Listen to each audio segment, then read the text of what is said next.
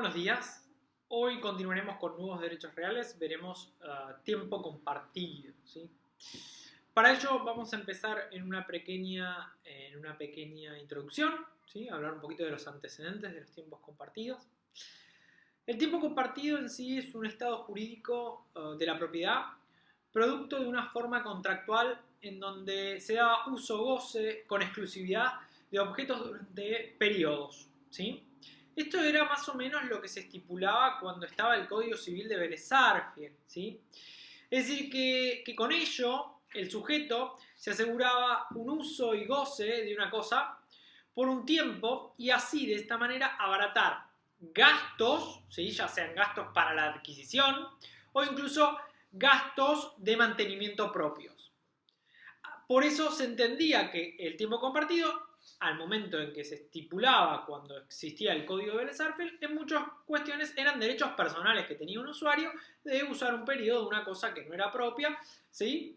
Obviamente pagando una X cantidad de dinero mensual o a veces anual, y eso hacía que el sistema se solventara y no trajera aparejado ninguna discusión en cuanto a cómo encuadrarlo como figura. Es decir, era un derecho entre dos sujetos, un derecho personal que se generaba entre dos sujetos como una relación de consumo. Para poder estipular esto y solucionar las controversias con respecto a esta situación, a esta figura que se podía encuadrar en diferentes contratos, se sanciona una ley que es, y la podemos llamar, tiempos compartidos turísticos, ¿sí? Que era el auge de lo que se comenzó en los años 90 y posteriores. Esa ley, que va a nacer recién en el año 2008, tardíamente, pero nace en el año 2008, la ley de tiempos compartidos, que es la ley 26.356. Se la conoce como Sistema Turístico de Tiempos Compartidos. Consistía, ¿sí? De esta manera el tiempo compartido consistía en adquirir bajo alguna de las formas jurídicas previstas por el Código Vélez un derecho personal en donde se le diera el disfrute por un periodo de tiempo vacacional a un sujeto sobre un conjunto turístico con sus servicios incorporados. Pensemos esta situación. El sujeto adquiría, ¿sí?, la posibilidad de vacacionar en un hotel todos los años, ¿sí? Y por ello, en vez de pagar el alquiler de esa habitación cuando la alquilaba, sino que pagaba un canon anual que lo que le permitía era ir todos los años y ya tenerlo reservado. Bueno, esto se estipulaba como derechos de relación de consumo, un servicio otorgado por los hoteleros o otorgado por aquellos que querían difundir servicios turísticos, ¿sí? O sea que la ley se suscribía a lo que eran tiempos compartidos turísticos. Obviamente que esta ley no solucionó las cuestiones de fondo, sino que solo se limitó a regular la relación entre el usuario, el adquirente, con el sistema organizativo para vacacionar, es decir, con el hotel que estaba brindando esta posibilidad. Para solucionar esto, llegamos al Código Civil y Comercial. Al llegar al Código Civil y Comercial, encontramos en el artículo 2087 el concepto de tiempo compartido. Es decir, partamos de la base que el 2087 ahora establece que el tiempo compartido va a ser un derecho real. Por ende va a tener una regulación marco establecida del 2087 hasta el 2102. Vamos a centrarnos en el 2087 porque él marca los caracteres del derecho real de tiempo compartido. El 2087 nos dice: se considera que existe tiempo compartido si uno o más bienes están afectados a su uso periódico y por turnos para alojamiento, hospedaje, comercio, turismo, industria u otros fines y para brindar las prestaciones compatibles con su destino. Lo primero que vamos a decir de este artículo es la amplitud del concepto. ¿A qué me refiero con amplitud? Ya no es tiempo compartido el fin turístico, sino que el tiempo compartido puede ser fin turístico, comercial, industrial, de vivienda temporaria, ¿sí? Esto habilita la posibilidad de abrir el espectro y comprender dentro de este derecho real un sinfín de situaciones que veremos más adelante. Este artículo se centra en los caracteres. Primer carácter: si está enumerado en el 2087 y está en el 1887, quiere decir que este es un derecho real. Es la relación que existe entre un sujeto, que vamos a llamar usuario, y un objeto que no le es de él, o sea que es sobre cosa ajena, que va a poder usar periódicamente. ¿Sí? Ahora bien, esta definición del 2087 se centra en el objeto. El objeto, ¿sí?, lo vamos a encontrar en el 2088, conocido como bienes que lo integran. ¿Por qué me centro en el 2088? Voy a hacer una mención del 2088 y el artículo 2 de la ley que antes les mencioné, que es la ley 26356. El artículo 2 circunscribe el objeto solamente a tiempos vacacionales, pero el artículo 2088 amplía esto. Vamos a ver la diferencia. En el artículo 2 de la ley, que hoy está vigente en cierta medida, esa ley, la 26356, establece que se puede someter a tiempo compartido inmuebles, un inmueble o un grupo de inmuebles, ¿sí? El Código Civil y Comercial lo amplía esto y dice, puede recaer sobre muebles o inmuebles, conjugación de ambos, ¿sí?, en tanto sean compatibles con los fines para los cuales se están destinando esos bienes, ¿sí? Recordemos que los fines podían ser hospedaje, comercio, turismo, industria, fines recreativos, ¿sí? Es decir que acá vemos como los objetos que van a integrar el sistema de tiempo compartido podrán ser bienes, ¿sí?, o podrán ser inmuebles o podrán ser muebles. El único límite que se les pone en estos objetos tiene que ver con ponerle un límite en cuanto al destino. Si yo los destino esos objetos al tiempo compartido turístico, tienen que ser compatibles la naturaleza de ese bien con el tiempo compartido, ¿sí? Vamos a dar un ejemplo burdo para que se entienda. Si yo decido someter un automóvil, ¿sí?, al tiempo compartido, nunca va a poder ser un destino de hospedaje el automóvil, porque la naturaleza del objeto no es compatible. Ahora, si yo destino bungalows, obviamente que es compatible, ¿sí? Es de menester mencionar que se centra el tiempo compartido en bienes. Esos bienes pueden ser muebles o inmuebles. En ese sentido, podemos destacar que podría recaer también sobre derechos. El próximo carácter que podemos hablar es el uso periódico. Es decir, dijimos que es un derecho real, dijimos que recae sobre objetos, esos objetos son bienes siendo muebles o inmuebles, y el próximo carácter tiene que ver con el uso periódico. Es decir, con la facultad que tiene el usuario, que no es ni más ni menos en que puede usar periódicamente, eso significa que se reitere y se mantenga en el tiempo, un objeto, ¿sí? El artículo 3 de la ley, ¿sí?, nos habla de este uso periódico, diciendo de que se podrá dividir los periodos, es decir, es un uso periódico y por turnos. El turno es el periodo de tiempo en el cual se divide el uso. Ese uso, dice la ley especial, que se puede dividir en días, semanas o meses. Y ahí encontramos que los turnos podrían ser fijos, ¿sí? Fijos quiere decir que siempre tenemos la misma fecha de uso, o pueden ser flotantes, en donde la elección de fechas, tenemos la elección de fechas durante un periodo, que puede ser un periodo anual o incluso puede ser dentro de determinadas temporadas. Por ejemplo, la elección de una fecha en la temporada estival o la elección de una fecha en el verano, ¿sí? Obviamente que así nos encontramos con los tres grandes caracteres que tiene este derecho real. Es un derecho real autónomo, es diferente de los restantes, y se ejerce sobre objetos con un destino que va a estar prefijado y tiene que ser coincidente con la naturaleza, y la facultad que tiene el usuario titular de este tiempo compartido de usarlo en determinadas fechas, ya sea de forma fija o de forma flotante, de acuerdo a cómo se haya establecido entre las partes. Ahora tenemos que centrarnos en la afectación, es decir, cómo nace este derecho real, cómo nace el sistema. Lo primero que vamos a ver es que la afectación la encontramos a lo largo de varios artículos, 2089, 2090, 2091, 2092, 2093. En la conjugación de estos artículos se habla de la afectación. ¿Qué es la afectación o para qué sirve la afectación?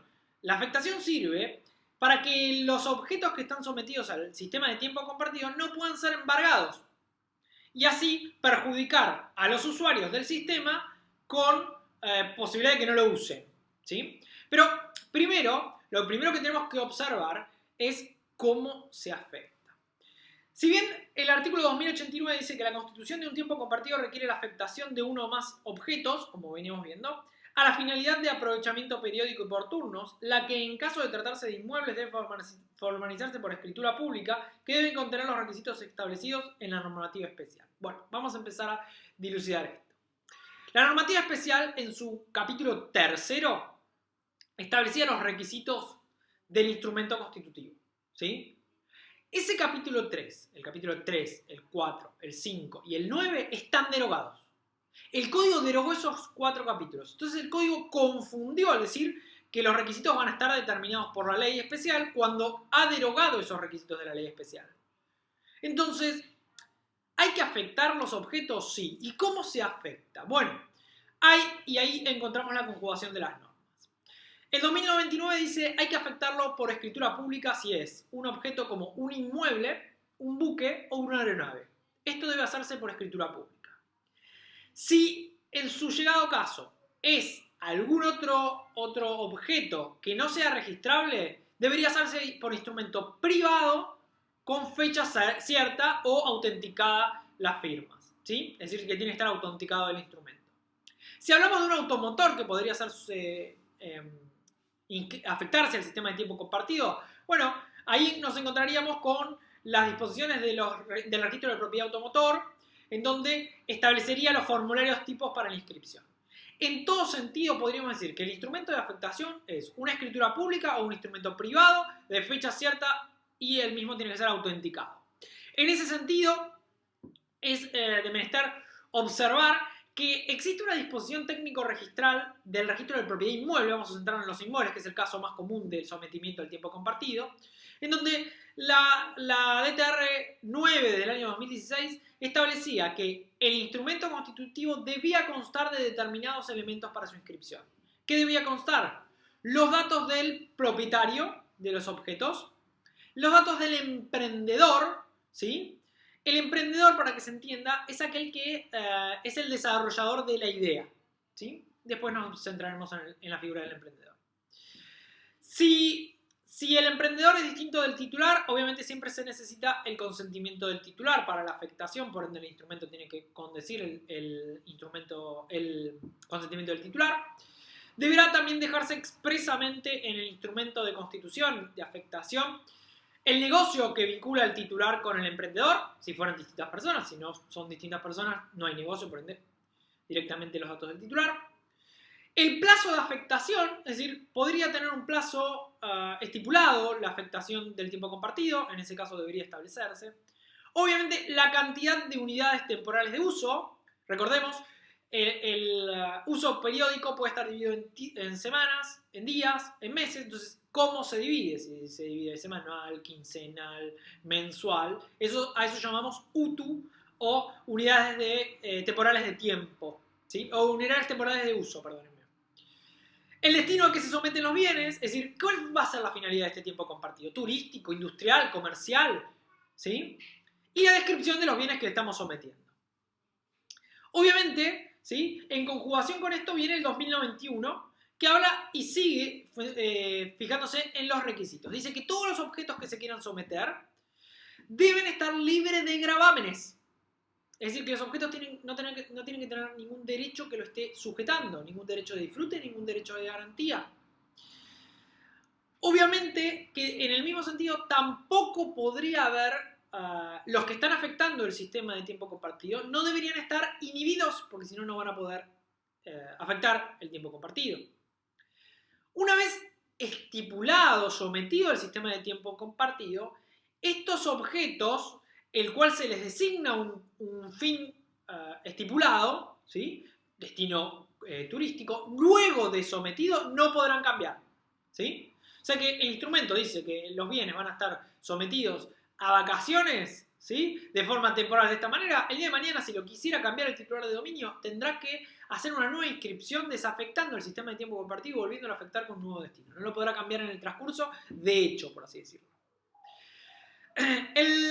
En ese sentido, el 2090 habla de quién lo somete. Ya hemos adelantado que lo sometería el titular de dominio de los objetos, Nada diría del titular de condominio, pero por analogía, tanto el titular de dominio como la conformidad expresa de todos los condominios podría afectar a los objetos a tiempo compartido. Y vamos a agregar el más, que es el superficiario. En las próximas videos veremos el tema del derecho oral de superficie y cómo se afecta al tiempo compartido. O sea que el superficiario podría afectar también a tiempo compartido.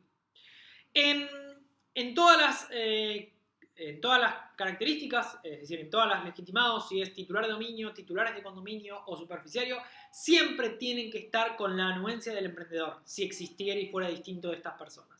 Recordemos que el emprendedor es quien constituye el sistema para comercializarlo. Es decir, es el que tiene en la cabeza la idea de hacer el tiempo compartido y muchas veces no es el dueño de los objetos. Llegamos así a los efectos, que es el artículo 2093, ¿sí? Pero aclaremos algo más que tiene que ver con la inscripción del 92, que es dónde se inscribe. Entonces, la ley estipula, la ley especial y el Código Civil y Comercial dice que si el objeto es registrable deberá inscribirse en el registro de propiedad correspondiente. Si el objeto no es registrable, no tendrá registro de propiedad correspondiente, pero deberá inscribirse de todas maneras en el registro de prestadores y establecimientos afectados a sistemas de tiempo compartido. Este registro fue creado por la ley especial, ¿sí? Y su autoridad de aplicación, es decir, el que lleva adelante este registro, es la Secretaría de Turismo de la Nación. O sea que la ley especial crea un registro, valga la redundancia, un registro especial, el registro de prestadores y establecimientos afectados a tiempos compartidos, al sistema de tiempos compartidos, dependiente de la Secretaría de Turismo de la Nación. Y además, esta inscripción, no solo de realizarse en ese lugar, debería realizarse en los registros de propiedad correspondientes si los objetos son registrables. Vamos a un caso. Si yo quiero someter un inmueble, lo voy a tener que inscribir en dos lugares, el instrumento de afectación. Lo voy a tener que inscribir en el registro de la propiedad inmueble y lo voy a tener que inscribir en el registro de propiedad, en el registro especial creado al caso por la ley, que es el registro de prestadores y establecimientos sometidos a sistemas de tiempo compartidos. Si el objeto no es registrable, porque lo que voy a someter es cosas muebles, una máquina, ¿sí? Con fin industrial, que lo voy a dividir en tiempos para que varios sujetos adquieran esos tiempos. Allí no puedo inscribirlo en el registro de propiedad porque no existe el registro de propiedad de máquinas, pero sí seguiré teniendo que inscribirlo en el registro especial. En ese sentido, ¿sí? Vamos a encontrar que quien afecta, ¿sí? Que es el titular de dominio, condominio, lo tiene que afectar en estos dos lugares. Lo tiene que inscribir en estos dos lugares. Dicha inscripción, ¿sí? Que debe hacerse en estos dos registros que venimos charlando, tiene un efecto que es, no se puede comercializar, no se puede empezar a ofertar estas unidades temporales de uso a terceros hasta tanto no esté afectado el objeto al sistema, ¿sí? Esto hace que no se pueden comerciar sin antes estar afectado.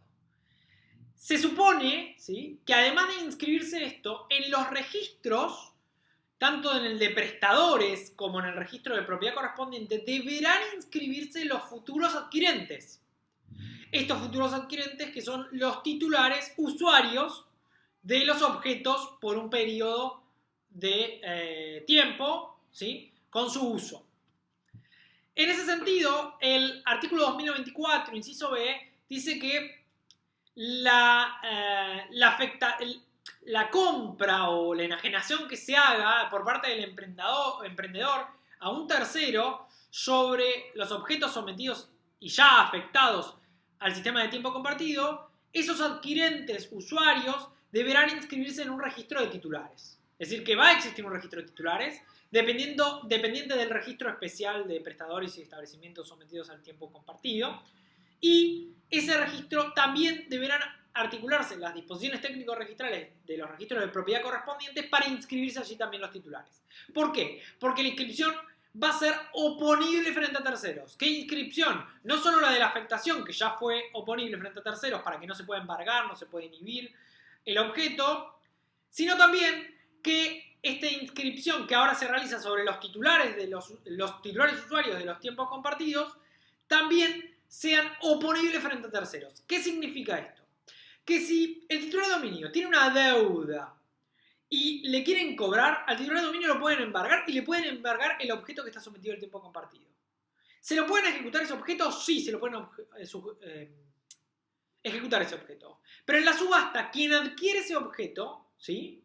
Porque le está subastando un acreedor del objeto, ¿sí? Un acreedor del dominio del objeto, del titular de dominio del objeto o del emprendedor.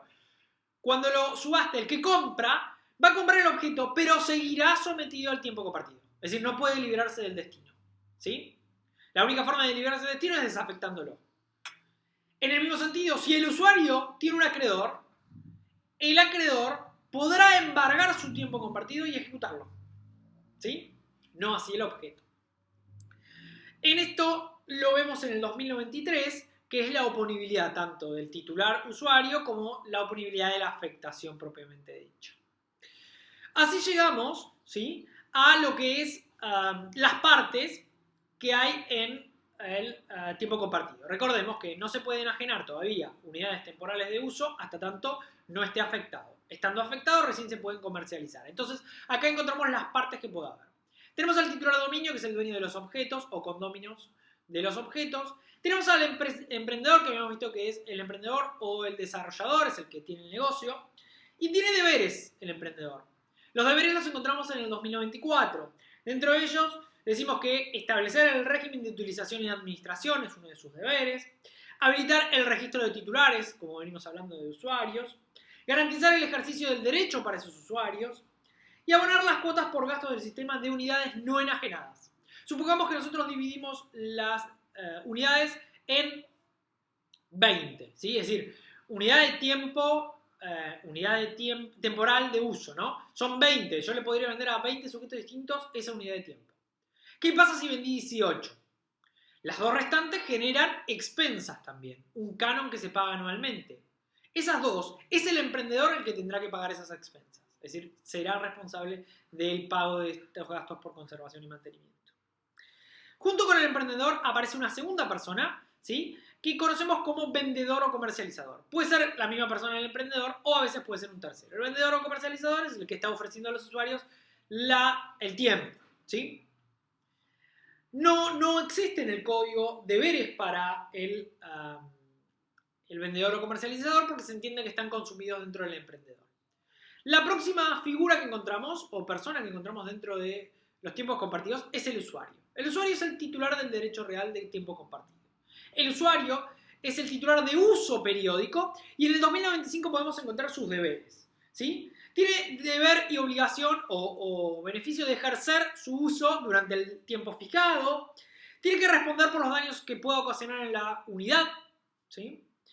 Debe comunicar a la administración toda sesión, porque podría cederle a un tercero el tiempo, ya sea de forma temporal o de forma definitiva.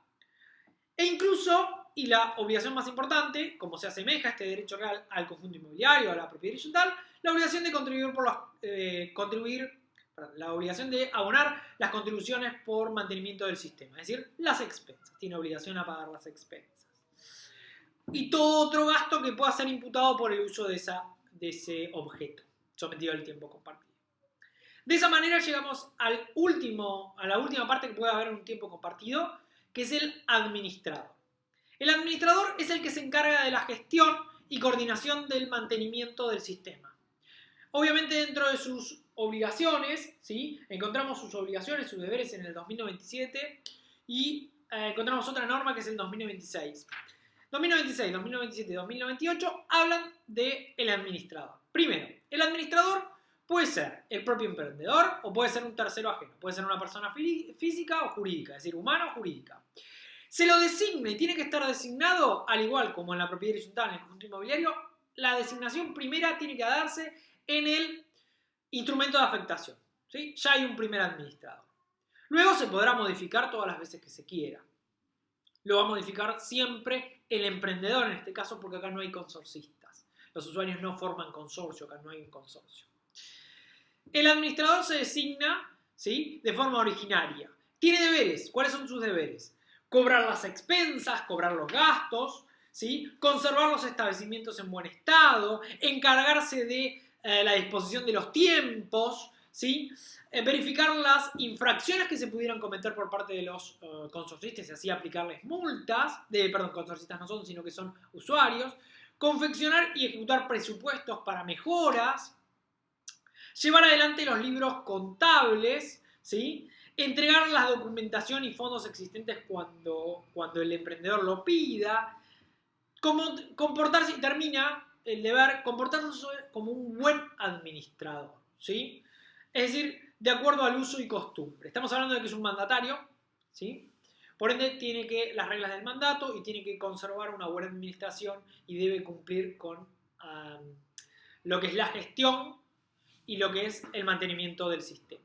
Obviamente cobra las expensas y emite los certificados de deuda de expensas. ¿Cuándo emite el certificado de deuda de expensas? 2098, cobro ejecutivo de expensas. El administrador, al igual que sucede en la propiedad digital, en el conjunto inmobiliario, debe notificar al usuario que está incumpliendo y no está pagando los cánones mensuales o los cánones de las unidades temporales de uso anuales, como se haya pactado en el reglamento de uso y administración, así se lo conoce.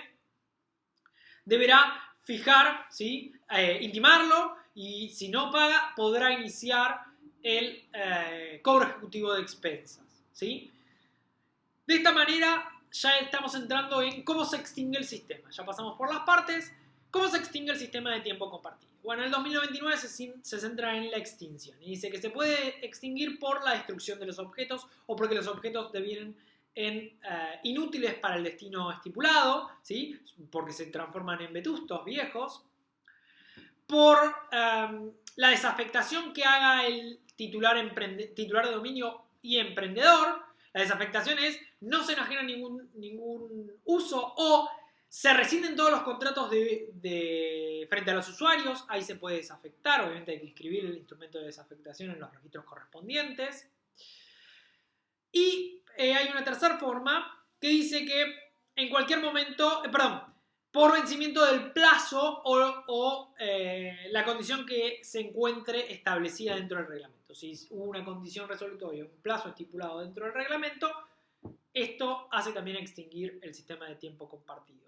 Igual recordemos que en cualquiera de los casos el sistema se extingue, pero hay que hacer los instrumentos de desafectación en los registros correspondientes porque la inscripción seguirá vigente si no.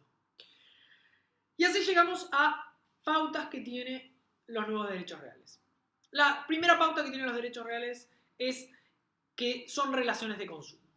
Es decir, es una relación de consumo porque hay un usuario y este usuario con la administración, con el emprendedor, con el titular, tiene una relación, ¿sí? Es una relación de consumo. Ya que es una prestación de servicios que el titular de dominio, el emprendedor o el administrador le brinda para que éste use. Como es una prestación de servicios, de acuerdo al destino que se le pone en los objetos, estamos frente a que el usuario, ¿sí?, se rige por las reglas de consumo de acuerdo a lo que establece el 2100. Obviamente que se le aplicará en subsidio las reglas de los derechos reales al usuario. Es decir, dice el 2101 que el adquirente de tiempo compartido se le aplican las normas sobre derechos reales. Es decir, que el usuario tiene un derecho real en el tiempo compartido. El usuario es el titular del derecho real de tiempo compartido. El usuario es el que goza de los beneficios del tiempo compartido. Por ende, el usuario, por más que se rija con una relación de consumo con el administrador, emprendedor, titular de dominio, porque es un servicio que estos le brindan a con el interés de que se cumpla una actividad, independientemente de todo esto, es un derecho real el que tiene sobre el objeto, porque tiene una relación directa e inmediata. Y por último, y para cerrar, como hemos visto tanto en el conjunto inmobiliario y veremos más adelante en el cementerio privado, a los nuevos derechos reales se le aplica en primer lugar lo que llamamos normas de policía. ¿Qué son las normas de policía? El usuario, ¿sí?, o adquirente, que es el titular del derecho real, ¿sí?, seguirá las normas de acuerdo a lo establecido en los reglamentos y de acuerdo a lo establecido en las disposiciones locales administrativas. Estas normas administrativas locales rigen para reglamentar no solo el sometimiento a la afectación, tanto al titular de dominio como al emprendedor, sino que también es el poder de policía que tiene cada municipio para habilitar el sometimiento y la afectación y controlar estos sistemas luego de afectados. O sea que van a regir a estas relaciones de consumo también las normas administrativas. Esto lo establece el 2102. De esta manera llegamos al final del derecho real de tiempo compartido.